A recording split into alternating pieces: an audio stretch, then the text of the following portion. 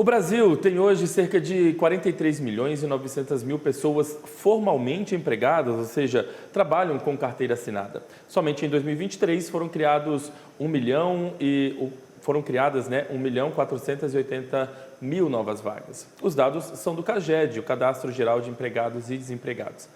Vamos saber o desempenho do agronegócio dentro desses números? Para isso, eu converso agora ao vivo com a assessora técnica da Confederação da Agricultura e Pecuária do Brasil, a Isabel Mendes. Isabel, primeiramente, bom dia. Seja muito bem-vinda aqui ao canal AgroMais, tudo bem?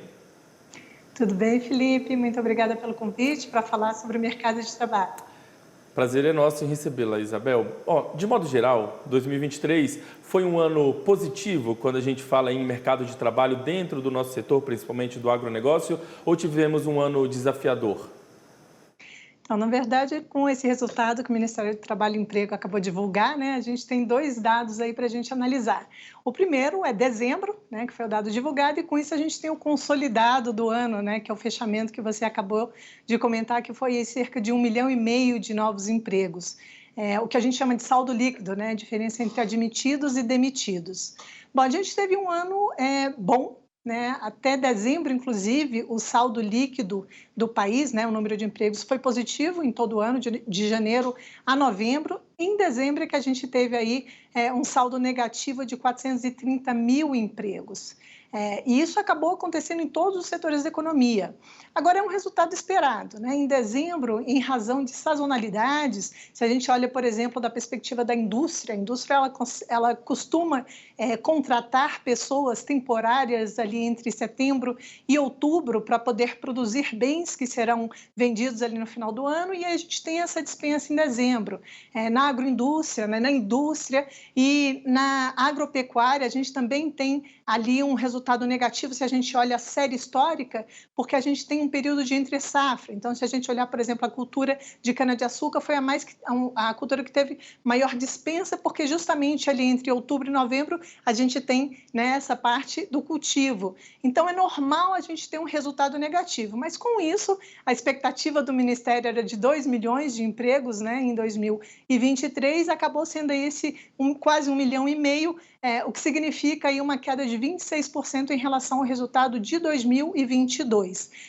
Só que aí, olhando da perspectiva do nosso setor, a gente teve aí um crescimento em 2023 de 34 mil, quase 35 mil empregos. Ele foi um pouquinho abaixo do que a gente teve de resultado em 2022, que foi de 63 mil, mas ele é um bom resultado ali para a série histórica. Então, a gente teve um bom resultado para o mercado de trabalho formal, de forma geral, no ano de 2023. Isabel, quando a gente pensa em vagas de emprego dentro do nosso setor, principalmente, que a gente está aqui representando, do agro, a gente fala aí, por exemplo, da porteira para dentro, digamos assim, ou há também oportunidades que compreendem o setor fora do campo? Por exemplo, quando os dados trazem essas vagas criadas dentro do agro, eles consideram essas vagas de emprego dentro da porteira ou também em tudo que permeia o agronegócio? Bom, o resultado do CAGED é um resultado que olha para a agropecuária dentro da porteira. Ela olha esse número estritamente dentro da porteira. Mas a gente tem uma publicação que, inclusive, a gente começou a divulgar no ano passado, em parceria com o CPEA, que é o mercado de trabalho do agronegócio, que, assim como o PIB do agronegócio, ele olha antes e depois da porteira. E neste documento, a gente consegue justamente verificar o quanto o agronegócio, quanto o setor primário, ele gera empregos antes e depois, porque ele justamente demanda da indústria, a parte de insumos, e posteriormente a parte de beneficiamento, processamento, na parte de comércio e serviços também, a parte de armazenamento, de transporte, de serviços financeiros.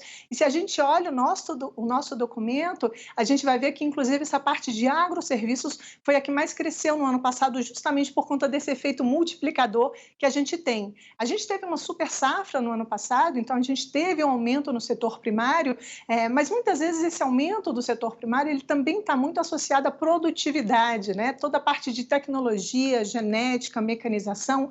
Então a gente tem um aumento no setor primário, mas também puxa todo o resto da cadeia, e a gente vê com esses números aí que são divulgados nesse documento.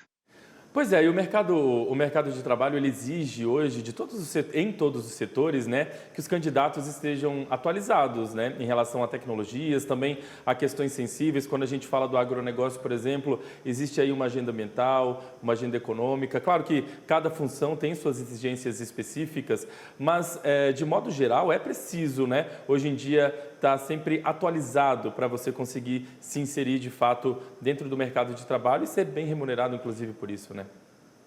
Exatamente. Nosso documento também mostra essa questão do perfil do trabalhador e ele indica que a gente tem hoje dentro do agronegócio e especialmente no setor primário um trabalhador mais qualificado e por consequência um trabalhador que ganha mais. O salário médio desse trabalhador ele vem aumentando inclusive em relação, se a gente compara com a média dos salários do Brasil, né, a média do país, no nosso setor vem aumentando ainda mais. Então a gente tem de fato um trabalhador mais qualificado e que ganha mais. É importante dizer que o mercado de trabalho também acompanha a atividade econômica, né? E isso tem a ver com, por exemplo, juros. A gente estava com uma taxa de juros esse ano aí bastante elevada.